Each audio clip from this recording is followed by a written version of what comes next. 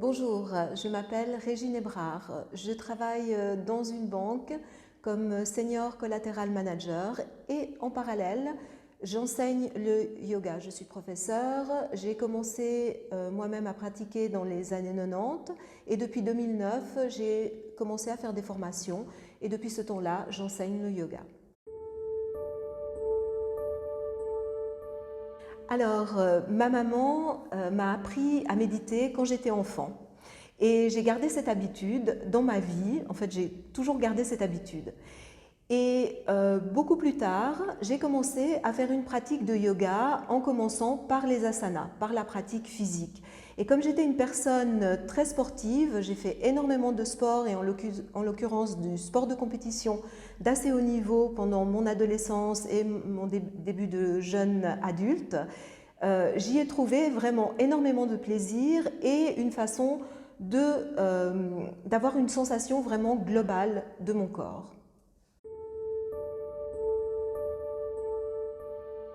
La pratique des asanas, c'est-à-dire des postures et des enchaînements de postures dans le yoga, apporte un bien-être. On sait maintenant avec les différentes études qui ont été faites que le mouvement, mettre le corps en mouvement, apporte du bien-être. Ajouté à cela, avec le yoga, on a la notion de la fonction respiratoire. On allie le mouvement à la respiration. La respiration est évidemment notre premier carburant et on sait qu'elle amène tous les nutriments dans le corps et combiné avec le mouvement et une respiration consciente, on a un bénéfice qui est immédiat sur notre bien-être physique, corporel et le troisième niveau, c'est le niveau mental. Cette connexion se fait au niveau mental parce qu'on se rend compte petit à petit des fluctuations qui se passent au niveau du mental et on peut prendre du recul et commencer à regarder ses pensées avec beaucoup plus de clarté.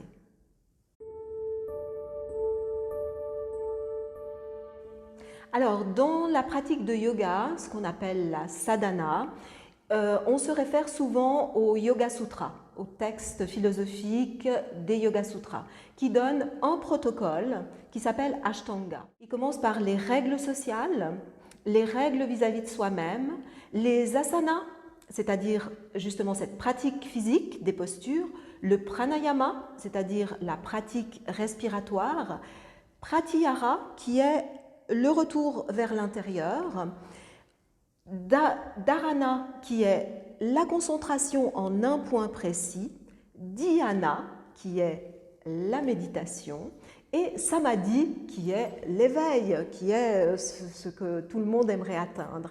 Et dans ce cursus, pratyahara, le Yoga Nidra se rapproche de pratyahara, c'est-à-dire nous amène dans cette partie intérieure, nous aide à aller dans cette technique intérieure qui va nous aider à poursuivre le chemin du yoga.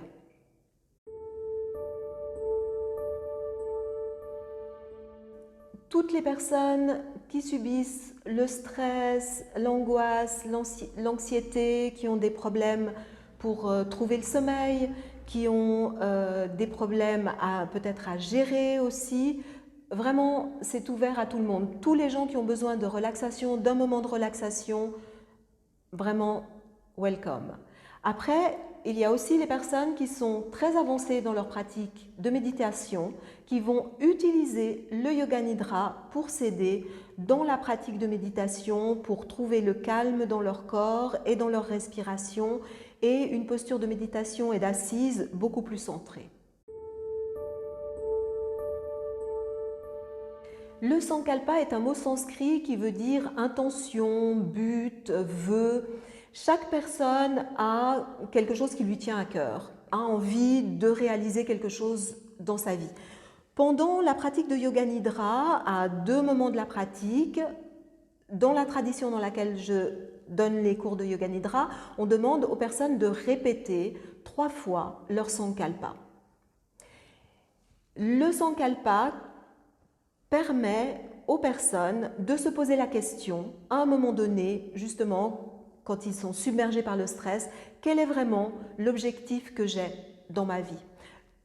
Ça leur permet aussi de formuler cet objectif, car cet objectif doit être formulé au présent, de façon concise, comme une petite phrase, comme une petite pub, comme un mantra pour soi, qu'on va répéter à 2 reprises pendant la pratique de Yoga Nidra.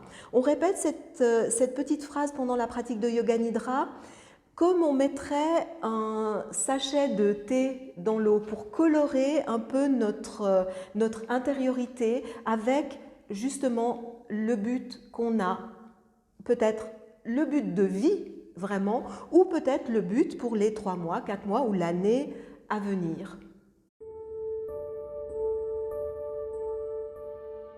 Alors, j'ai la joie de vous annoncer que nous allons mettre en place un cours online de mouvement conscient autour du poste de travail. Nous savons que tout le monde travaille majoritairement en home office, sur des postes de travail qui ne sont pas du tout prévus pour ça, qui n'ont pas du tout l'ergonomie pour être bien, que beaucoup de gens souffrent des épaules, de la nuque, des yeux, des maux de tête. Et le cours que je vais donner va vous donner des solutions pour vous aider. Ce sont des mouvements que vous allez pouvoir refaire tout seul, des respirations, des mouvements oculaires qui vont vous aider et vous soulager de tous ces maux du home office et du travail sur ordinateur en permanence.